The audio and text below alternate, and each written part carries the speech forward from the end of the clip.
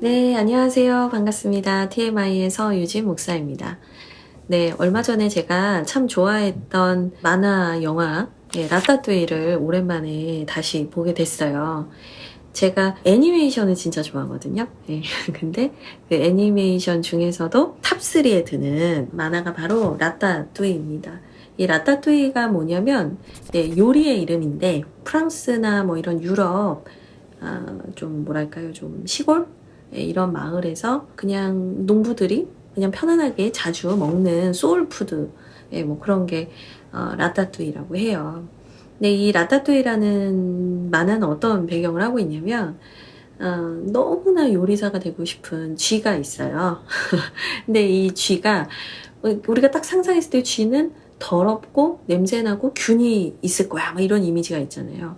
근데 이 친구는 자기의 어떤 존재가 쥐지만 항상 셰프가 되는 게 꿈이었던 거죠. 그래서 이 친구가 자기가 너무 좋아하는 그 유명한 구스토라는 그 요리사의 가게로 막 떠나게 됩니다. 그래서 이제 거기에서 쥐니까 막 사람들이 얘만 보면 난리가 나잖아요. 근데 이 쥐가 결국엔 링기니, 이름이 링기니였던 것 같아요.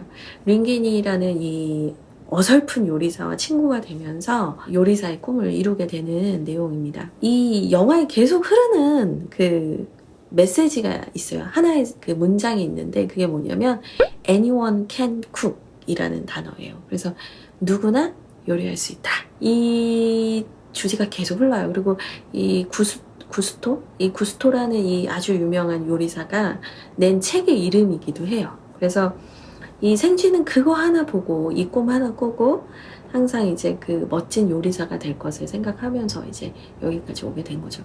근데 이제 항상 영화에는 그 위기라는 게 있고 악당이 등장을 하잖아요.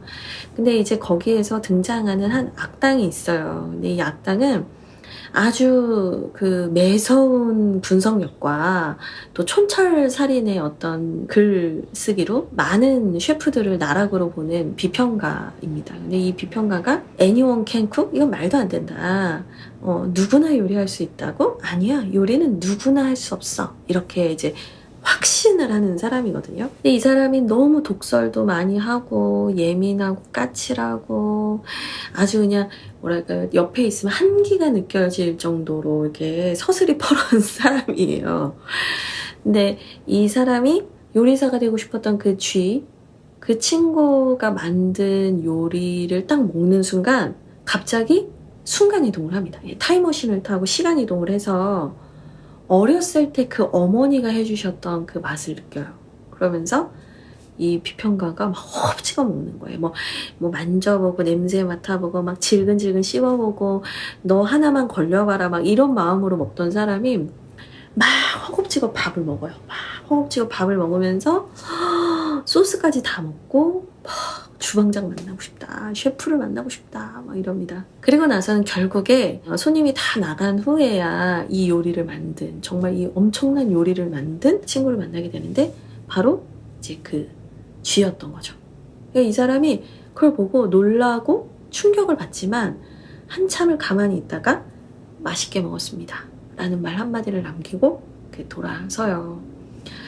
그래서 이제 결국에는 그 비평가가 이런 얘기를 해요. 정말 anyone can cook이라는 말을 너무나 반대했던 그 사람이 이제는 anyone can cook이라는 말에 지지를 하면서 쥐 요리사, 그 쥐 친구의 아주 든든한 친구?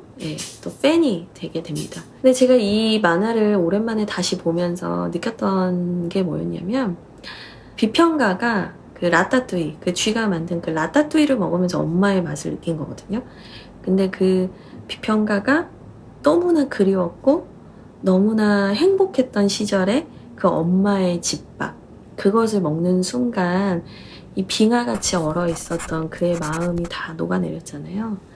그걸 보면서 예민하고 날카롭고 비난하고 불평하고 곤두서 있는 사람들의 마음 속에는 그리운 무언가가 있는 거다라는 생각이 들더라고요. 그리고 그 따스함, 그리고 잊혀졌지만 그때 사랑받았던 그 느낌, 그때의 순간, 그때의 사건이 기억될 때 그 사람의 마음에 정말 절대로 녹지 않을 것 같았던 빙하들이 다 녹아내리는 것 같아요.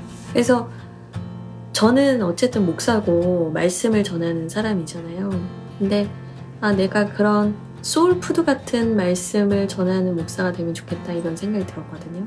그래서 뭐 직접 먹는 음식은 아니지만 말씀이라는 음식을, 말씀이라는 밥을, 제 책의 이름도 말씀밥 프로젝트지만 그 말씀이라는 밥을 엄마의 집밥 같은 그 말씀의 밥, 처음 만났던 그 첫사랑과 같은 하나님의 사랑이 기억나는 말씀밥, 또 너무나 외롭고 서러웠는데 이제는 내가 더 이상 외롭지 않아도 되는구나, 내가 이젠 혼자가 아니구나 라고 느끼게 해주는 그런 하나님의 말씀의 밥, 이런 말씀의 밥을 요리하는 사람이 되면 좋겠다는 생각이 들었어요. 그리고 그거는 또 저뿐만 아니라 사실 이제 온라인 유튜브 상에서 제가 그때도 한번 얘기했지만 누구나 자기가 만난 하나님에 대한 이야기를 할 수가 있잖아요.